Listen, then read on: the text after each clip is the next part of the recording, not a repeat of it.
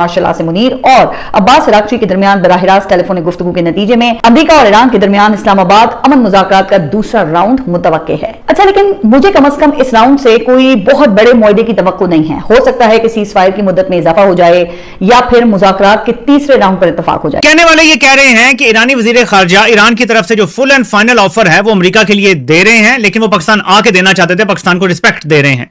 ये कुछ लोगों का दावा है। जैसे मैंने सुबह आपको बताया था कि खबरें जब आती हैं तो वो आजकल का ऐसा दौर है कि 90% खबरें जाली साबित हो जाती हैं, उनके जराए खत्म हो गए हैं। इस तरह कंपनी ने माहौल बना दिया है। आप ये देखिए कि घर से बाहर निकलेंगे तो कितना पैसा लग जाएगा सर। जो इन्होंने फ्यूल प्राइस बढ़ा दिया, रात को 12 बजे आकर इन्होंने अनाउंस कर दिया। ये जो 26 रुपए, जिसको 27 ही समझे रुपीज जो है, वो फ्यूल प्राइस इन्होंने बढ़ाई है। 393 जो है वो पर लीटर हो। यानी कि जो इस तेल को खरीदेगा उस पर भी पाबंदियां लग सकती हैं, उसको भी कुछ ना कुछ जुर्माना या कोई जिसको हम कोट अनकोट पनिशमेंट कहते हैं वो हो सकता है। And one of the biggest customers of this oil is Hengli petrochemicals. अब इसके ऊपर इन्होंने लगा दिए सैंक्शंस अमेरिकन ने।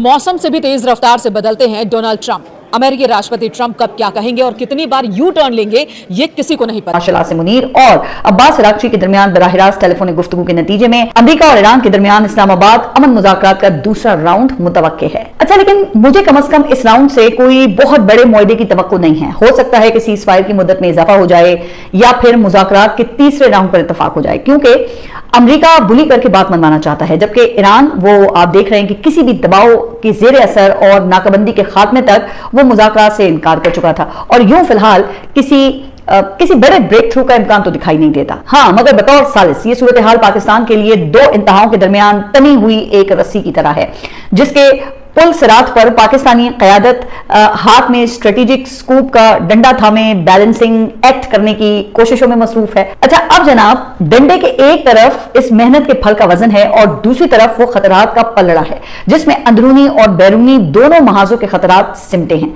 अब इन दोनों पलड़ों के दरमियान तवाजुन कायम करके अपनी तनी हुई रस्सी को अबूर करना है, तो भाई ये तो वाकई एक बड़ी एहतियात वाला काम है, क्योंकि फल की तरफ झुकाव का मतलब यह है कि खतरात का पलड़ा ऊपर और खतरात का वजन बढ़ाएं तो इनाम का पलड़ा ऊपर।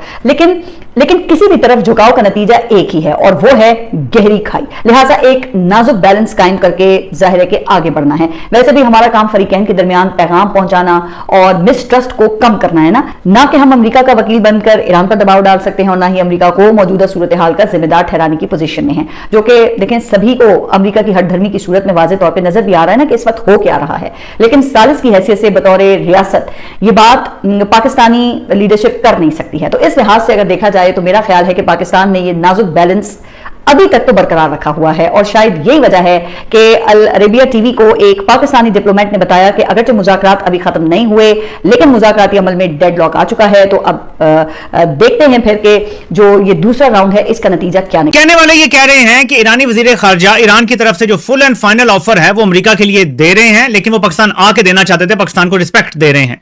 ये कुछ लोगों का दावा है। जैसे मैंने सुबह आपको बताया था कि खबरें जब आती हैं तो वो आजकल का ऐसा दौर है कि 90% खबरें जाली साबित हो जाती हैं, उनके जराए खत्म हो गए हैं। इस तरह कंपनी ने माहौल बना दिया है।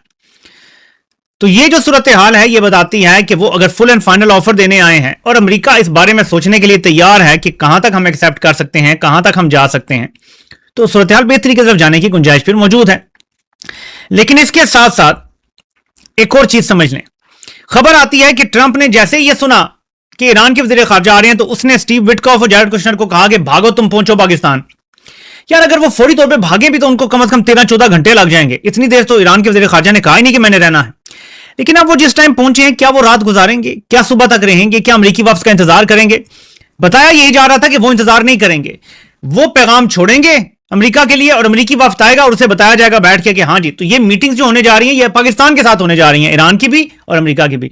लेकिन मुझे ज्यादा खुशी ये होगी कि किसी तरीके से इनको कायल कर लिया जाए कि अमेरिकी वफ्द अगर आ रहा है तो उनका इंतजार कर लें, बैठ जाएं और मुलाकात करके चले जाएं। बेशक उनके मुंह पे जो भी बात है वो करके बात मानते हैं तो ठीक है, नहीं तो आपको कौन सा कोई जबरदस्तियां मनवा लेंगे।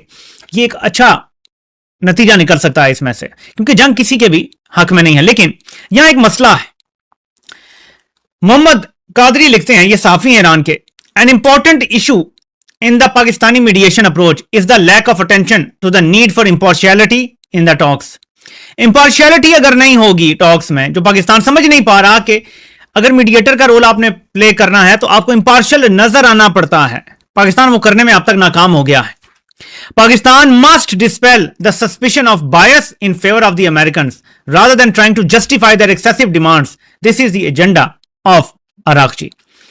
ईरानी वजीर खारजा बकौल मोहम्मद कादरी के वन पॉइंट एजेंडा पे पाकिस्तान आ रहे हैं, क्योंकि मुख्तलिफ खबरें ना, हर बंदा जो है वो नई बात कर रहा है, तो ये दावा करते हैं कि वो एक एजेंडा लेकर आ रहे हैं कि पाकिस्तान पहले अपनी न्यूट्रलिटी तो साबित करे, गैर जानिबदाराना तरीके से अगर मीडिएशन करवाता है वो साबित तो करे। आप ये देखिए कि घर से बाहर निकलेंगे तो कितना पैसा लग जाएगा सर, जो इन्होंने फ्यूल प्राइस बढ़ा दिया, रात को 12 बजे आकर इन्होंने अनाउंस कर दिया।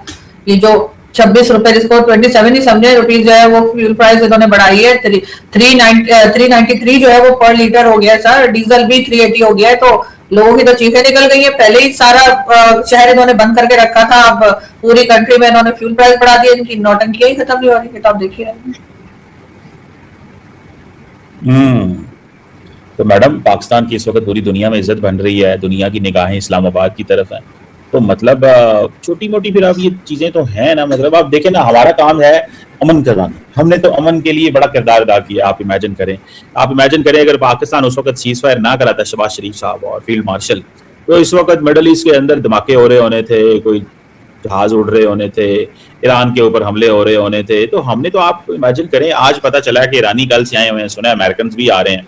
आपको क्या लगता है ये चीजें जो है, मतलब this is a big development, आप इसको बड़ी डेवलपमेंट नहीं समझती? पाकिस्तान का ग्लोबल स्टेज पे बहुत बड़ा किरदार और नाम बन गया है सर। देखिए, इस वक्त पाकिस्तान जो रोल प्ले कर रहा है, चले, बड़ी अच्छी बात है कि लोगों को बुलाकर बातचीत कराने की कोशिश की जा रही है, लेकिन कोई आ तो नहीं रहा। ईरान के जो लोग आए हैं वो तो आज चले जाएंगे, और अमेरिकन तो अभी पहुंचे भी नहीं, और अमेरिकन ही ज्यादा आने की कोशिश कर रहे हैं बातचीत के लिए। ईरान की तरफ से तो इतना ज्यादा इंटरेस्ट शो भी नहीं किया जा रहा, थोड़ा बहुत है, लेकिन बहुत ज्यादा तो अमेरिका ही दिखा रहा है। इसका मतलब है हम अमेरिका का काम कर रहे हैं। लेकिन ये सब चीजें सर, जिसपे हम एकदम से कह रहे हैं कि हम बड़े डेलिवेंट हो गए, लोग हमारी तरफ देख रहे हैं, लेकिन हमारे वो लोग जो मुल्क चलाते हैं या गवर्नमेंट्स बनाते हैं, जिसमें कि मिलिट्री एस्टैब्लिशमेंट भी है, हमारी गवर्नमेंट भी है, ये लोग आम लोगों की तरफ कब देखेंगे सर? कल रात को फिर फ्यूल प्राइस बढ़ा दी गई है, और कोई ऐसा नहीं कि 2, 4, 10 रुपए बढ़ा दिए इन्होंने एक साथ जो है वो 26 रुपए से भी ज्यादा जो है वो फ्यूल प्राइस बढ़ा दी है, डीजल की प्राइस भी बढ़ा दी है। तो लोगों की तो जैसे हालत खराब हो गई है। लोग सिर्फ ऐसा नहीं है कि सिर्फ गाड़ी में फ्यूल डालने के लिए ही ये महंगाई आएगी, बल्कि हर चीज महंगी हो जाएगी।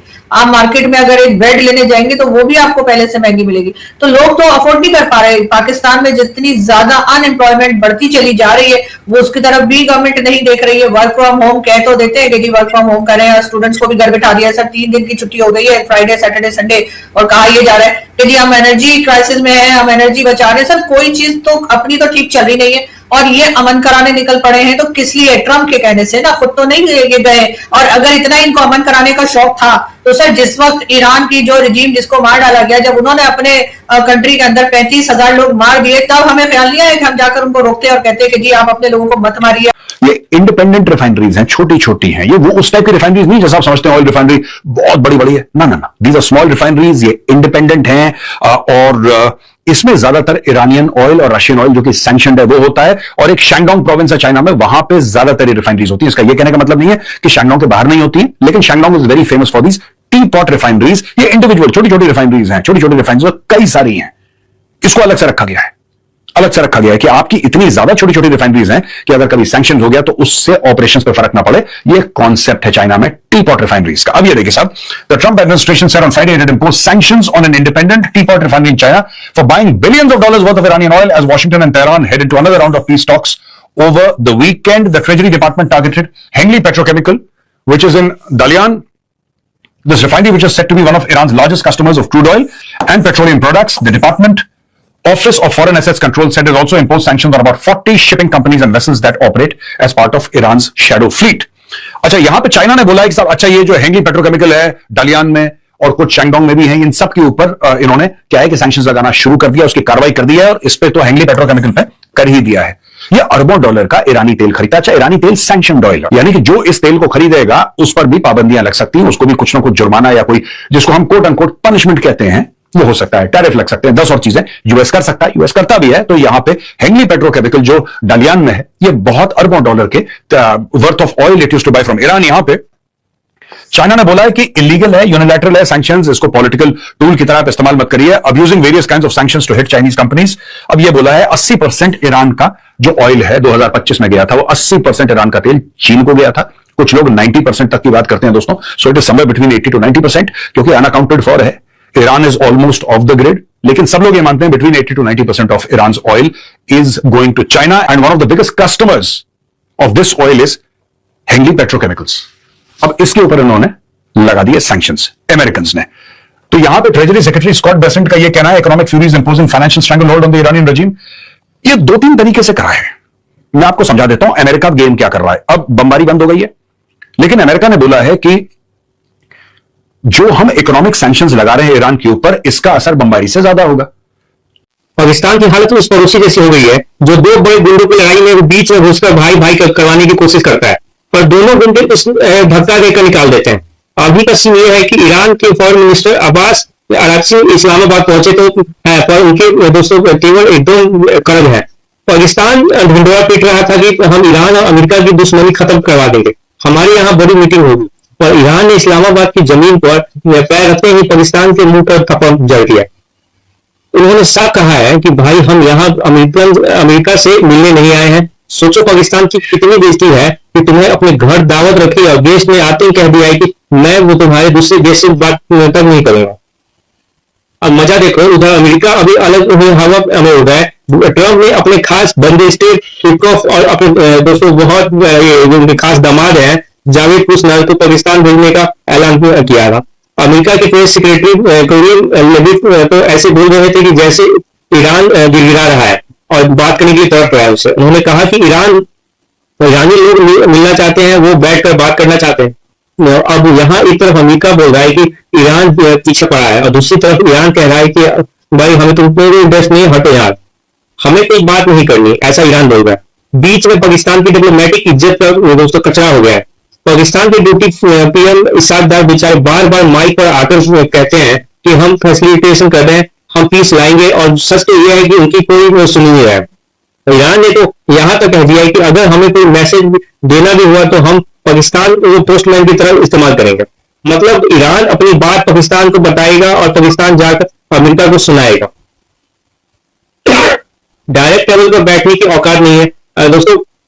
समझो ईरान ने पाकिस्तान की मीडिएशन की धज्जियां उड़ा दी। सबसे बड़ी बेइज्जती तो यह है कि भाई पता है आपको कि ईरान ने खुलेआम कह दिया कि न्यूक्लियर टॉक्स हमारी रेड लाइन है, उस पर तो बात ही नहीं होगी। पाकिस्तान जो सपना देख रहा था कि इस मीटिंग से वो दुनिया का हीरो बन जाएगा और शायद अमेरिका से कुछ डॉलर मिल जाएगा, वो सपना टूट जाएगा और वो सपना ही रह जाएगा। दोस्तों वीडियो चला लाइक सब्सक्राइब कर लीजिए। जय हिंद जय भारत।